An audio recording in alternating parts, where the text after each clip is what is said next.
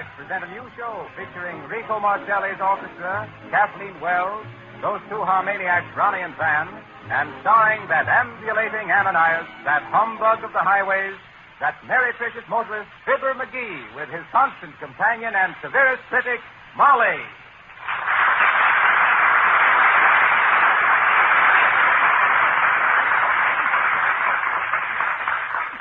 Well, what are you doing, Fibber? Will you stop rattling that script in this microphone? This ain't a script. It's a road map. A road map? Yeah. You see, this here map shows Route 42 and Route 16. Molly wants us to take Route 42, but I claim that 16 is more smoother, more straighter, more faster, more... Fibber McGee, come back here. I guess you take 42.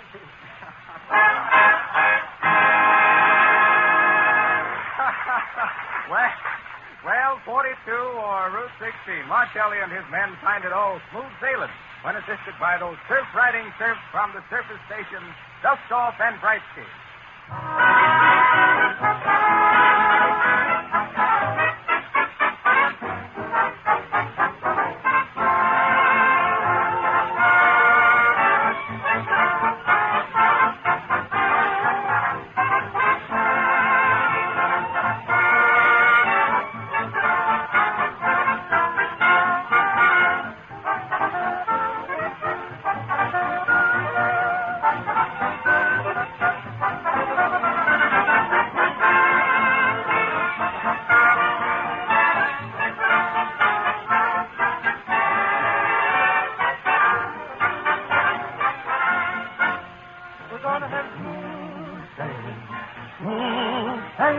Like ships at sea will merrily breeze along. We're bound to have smooth sailing. When the breeze may blow, we'll merrily roll along. Never mind about the weather, let it rain or let it shine. In time as we're together, it's all a smooth time. One hit smooth sailing. On a happy tide, we'll merrily ride along.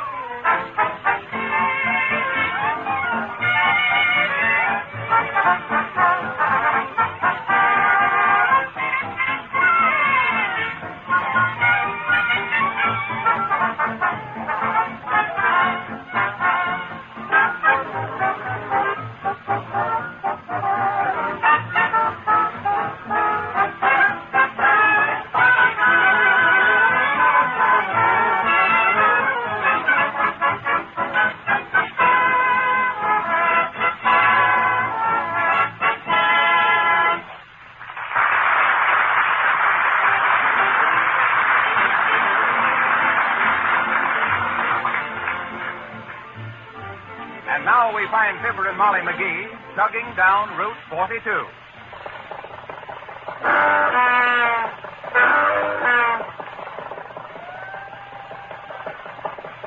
McGee, do you hear that? You mean that number 3 cylinder? I know. I told that fellow back there to adjust the plug to the thickness of a dime, but he must use 2 nickels. I mind the time. I don't mean a nickel and I don't mean a dime. I mean a copper. Listen, would you? Don't look back.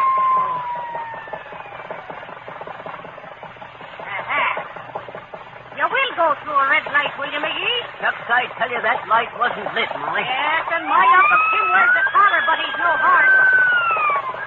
I tell you, McGee, we're due for something here. All right. Pull over there, you. Here it is, McGee, and I didn't even have time to hang out the Notre Dame pennant. Don't worry, Molly. I'll handle this. Good evening, Sergeant. Nice, cool evening, ain't it? Yeah.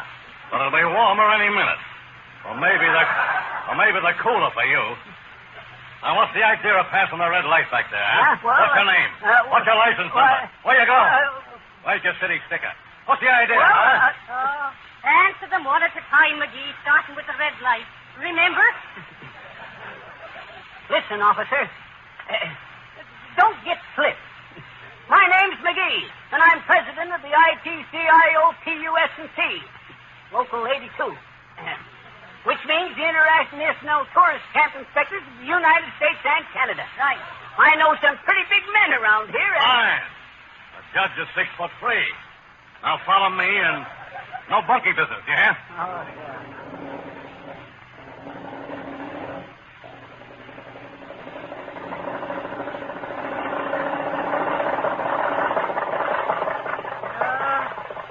My. It's awful hot driving in July, ain't it, McGee? July? This here's April. Sure. In the 90 days, it'll be July. Oh, no. Oh, Molly, ain't that serious? I tell you that red light wasn't lit, and I'll plead this case till the cows come home.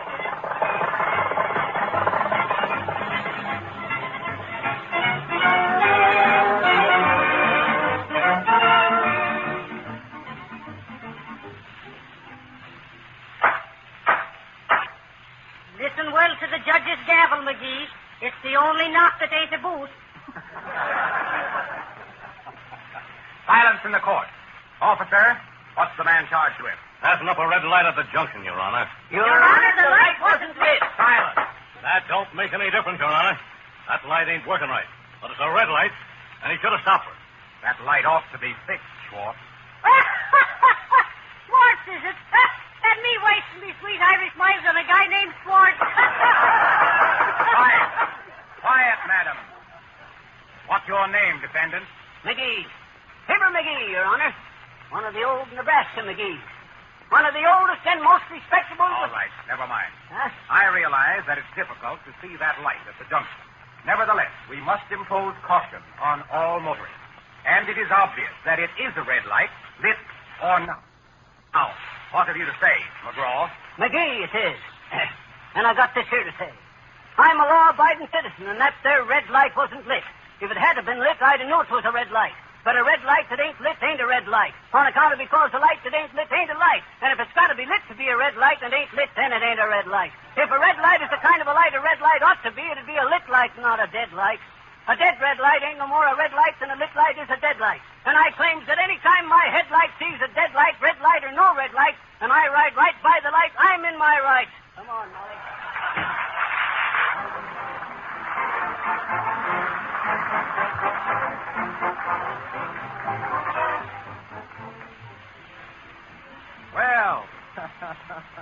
Well, Fibber, what are you doing back here? The last time I saw you, you were before a justice of the peace. Yeah, but you see, me and Molly decided there wasn't no justice. So we're going to sing a piece. No rattler could rip her, no python could nip her, for she was the last word in class. Sweet Flossie Farmer, the lovely snake charmer who fell for a snake in the grass. She shunned all the geezers on the flying trapezes and let all the acrobats pass. Ah, but sweet Flossie Farmer, the lovely snake charmer, went boom for a snake in the grass. Take it away, Molly. He didn't care for his ride, not to the yada-da-da, sing brother. Nice voice. He didn't care for his hippopotamuses, yada-da-da, whoop. That's the stuff, Molly. She flittered and fluttered at each word he uttered. The scoundrel had plenty of brass. He did that. But when they started kissing, the snake started hissing. For he was a snake in the grass. No boa constrictor had slapped her or kicked her. She had them all doped up with gas. But sweet Flossie Farmer, the lovely snake charmer, was doped by a snake in the grass. Why, even the dwarfs and the giants cried out their defiance. They saw through her lover like glass. They did that. Ah, but sweet Flossie Farmer, the lovely snake charmer, was nursed for a snake in the grass. Tear into it, Molly. He didn't care for his teen lionesses, yada-da-da, sing. He didn't Come on now, Molly, the old smart now. Yada-da-da, sing. That's the stuff. He swore she'd obey him, her salary pay him. The snakes overheard the poor lad. And it isn't surprising. They filled him with poison, for he was a snake in the grass.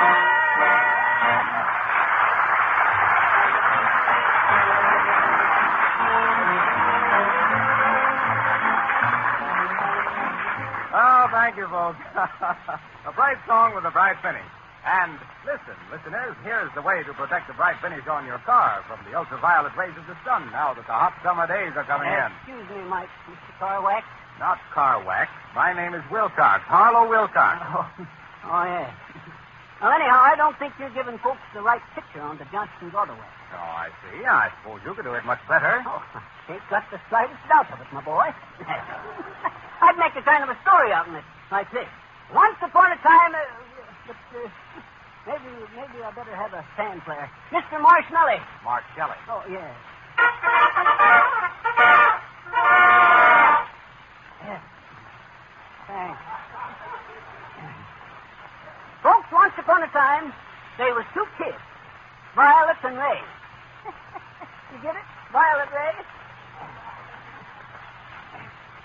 They don't get it, Molly. It ain't funny, McGee. Well, sir, there was never a dull moment with Violet and Ray. They improved each shining hour, you might say, eating the finish off in cars. So one Sunday morning, Violet says to Ray, she says, I'm just hungry to spoil the finish onto a nice, shiny car. Now, there's a bright, gleaming job down there. Come on, let's ruin it. Oh, Ray, says Ray. Okay, says Ray. And down they come, right onto the nice, shiny car. But 'twasn't no use. After 10 hours, they give up. Why, shucks, says Violet to Ray, we ain't making no impression. Ain't we got any personality anymore? And Ray just laughed. Look, says he to Violet, this here car's got Johnston's auto wax onto it. That's what makes it so bright. That's why we ain't getting nowhere spoiling it. That's what you get, Violet, says Ray, for picking out this nice, shiny car. What you mean, that's what I get, says Violet? And Ray just laughs and says, for being so ultra, Violet, he says. Fan player.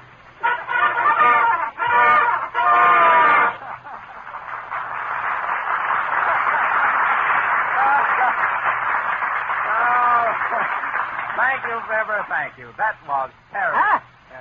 That was splendid. Well, I'm glad to help you out anytime, my boy. Well, you certainly spoiled my story, Fibber, so I'm going to ask Marcelli to give me time to think while he finds rhythm in the rain.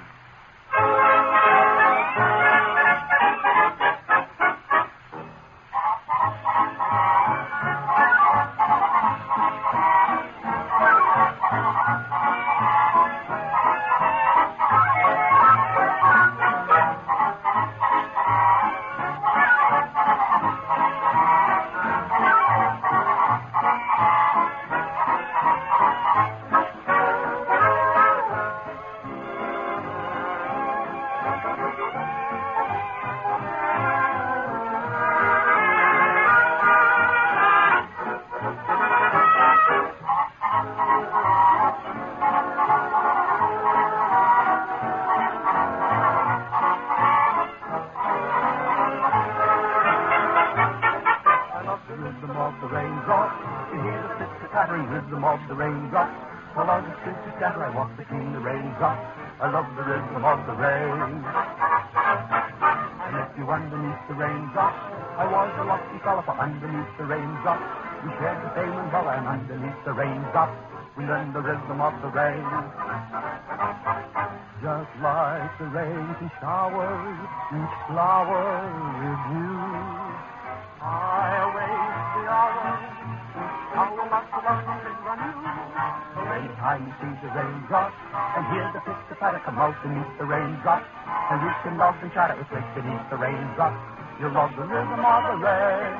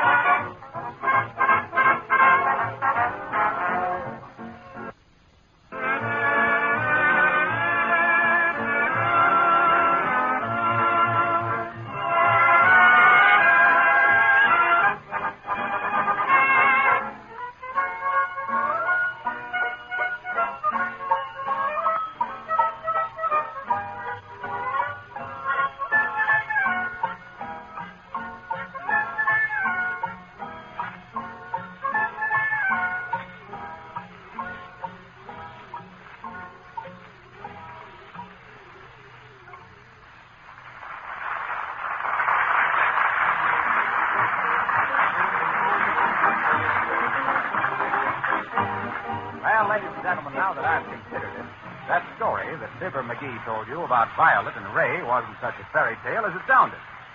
Johnson's Auto Wax does protect your car so that the ultraviolet rays of the sun cannot destroy the finish.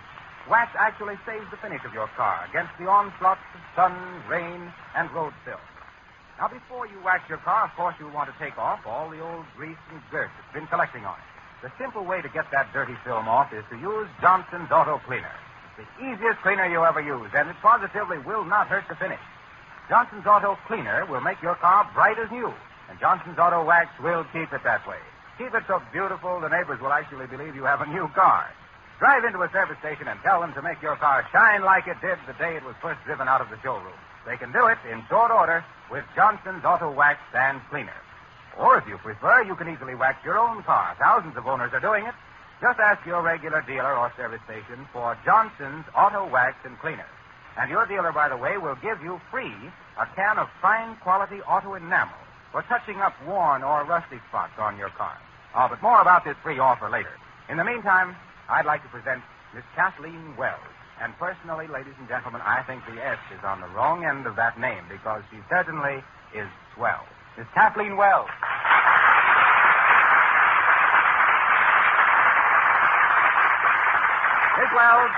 Miss Wells is going to sing. Well, what do you want, Fibber? Oh, not you, boy. I get it. Hi there, Stu. What you going to sing for me? If the moon turns green, Fibber. If the moon turns green, eh? Well, you ought to know if it does, you know. You're a kind of a heavenly body yourself. Fibber McGee, come with me. Go on and turn it green, too.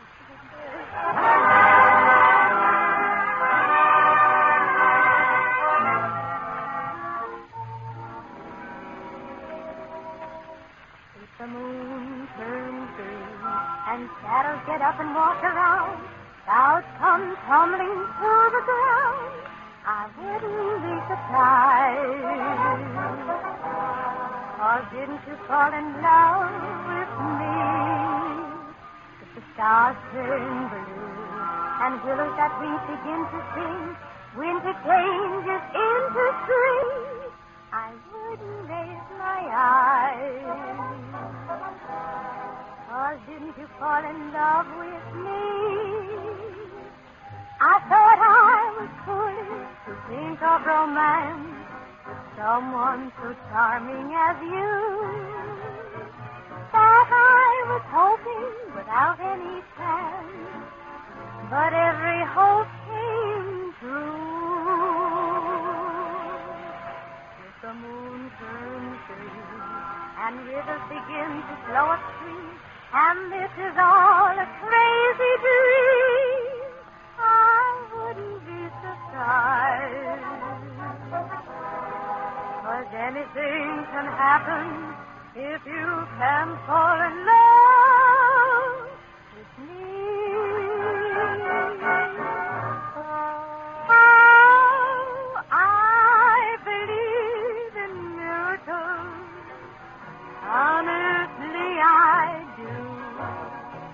No wonder I get miracles about that certain miracle that gave me you. Oh, I thought I was foolish to think of romance with someone as charming as you. Thought I was hoping without any chance, but every hope came true. If the moon turns green and rivers begin to flow upstream, and this is all a crazy dream, I wouldn't be surprised. 'Cause anything can happen, dear, if you can fall in love with me.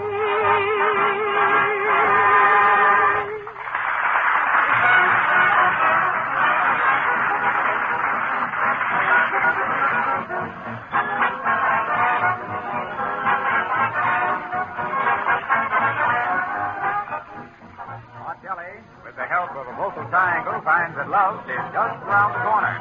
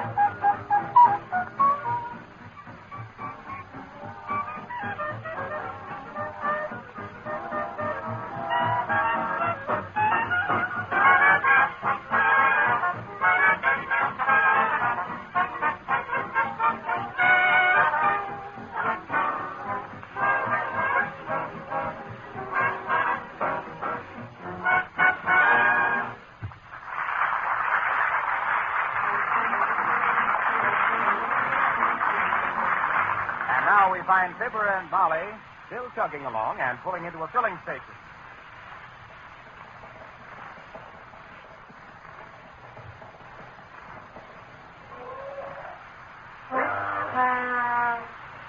Good evening, sir. Gasoline? Sure, fill it up halfway. Yes, sir. Need any oil? Do I need oil, Molly? I don't know, McGee. Where do you sleep? No oil. Nice little station you got here, son. Yep, but I'm building onto it next month so I can handle washing and waxing. Been in business long? Oh, ever since I got out of the Army. Don't tell me you was in the Army. Sure. What division? The Rainbow. Why? Well, they had a swell record, boy. I was into the intelligence myself. The what, McGee? The intelligence. The what? The infantry. That is at first, and then I was into the cavalry and the Navy and the Foreign Legion.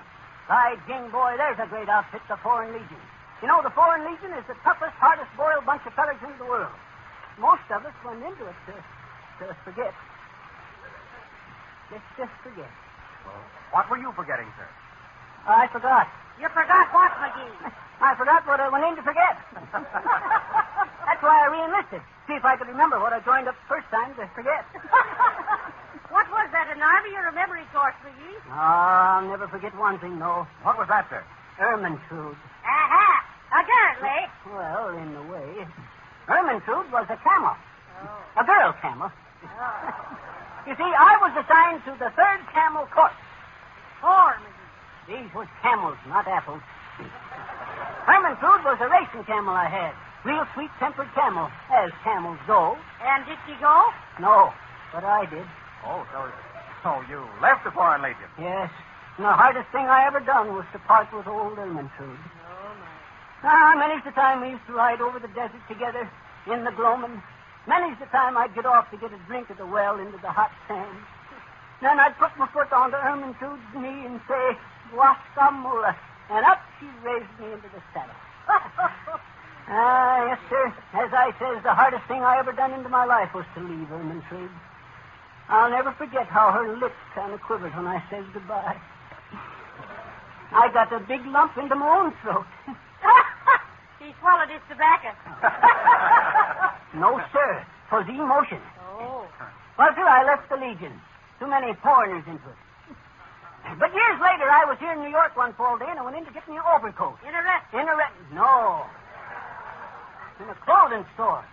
How do you do, Mr. McGee? Says the clerk, real respectful. I was well known in New York in them days. And still he was respectful? Well, what happened then, sir? Well, I'm coming to it. I want an overcoat, I says to the feller. Okay, says he, reaching over to the rack. Here's a snappy number in camel's hair, says he, and I looks her over. And will you believe it, son? Right square smack dab into the middle of the shoulder was a little oblong patch of white hair. It was Ermintrude. Yes, sir. It was Ermintrude back with her old master again. Shucks, I busted down. Oh, gee, that must have been a great moment. Sure. Why didn't you re-enlist to forget that, McGee? It was too late. Ermintrude was overcoat by then. Oh. Well, sir, I bought the coat. Yes, sir. I bought Ermintrude, and I wore her for years.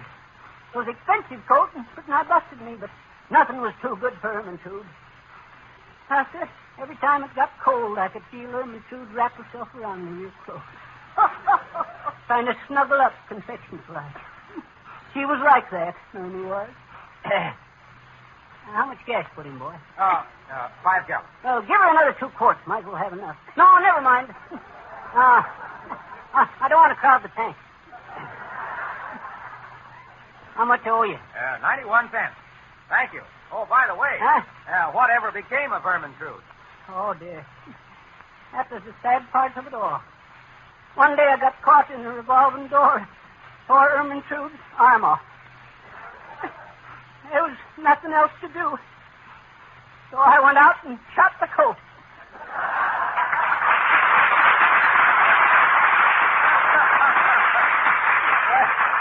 Well, now, ladies and gentlemen, we'd like to tell you about a free offer. Yep, next week, folks, we're going to give to everybody listening a new car. Any make you ask for. Yeah. All you got to do... Hey, quit pushing me, Harpo. Not Harpo. My name is Harlow. Well, quit pushing anyhow. Well, Fibber McGee is just a little bit wrong, folks. We're not giving away any free cars, but with every purchase of Johnson's Auto Wax and Cleaner, we are giving away a 40-cent can of Johnson's Touch-Up Enamel. There's a brush right with the can, and it's a cinch to touch up any little scratches or broken places in the finish on your fenders or the body of the car. Now, there's a special introductory price of 98 cents for both Johnson's Auto Wax and Cleaner, and you can get the can of Touch-Up Enamel free. Better go to your regular wax dealer or service station right away with your 98 cents and ask for Johnson's Auto Wax and Cleaner. Then, clean and wax your car the first chance you get and surprise your family with a car that looks like new.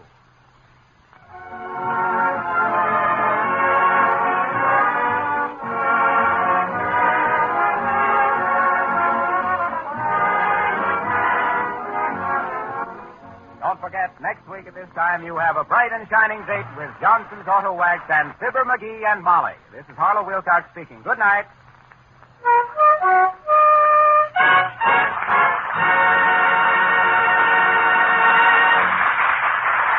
This is the National Broadcasting Company.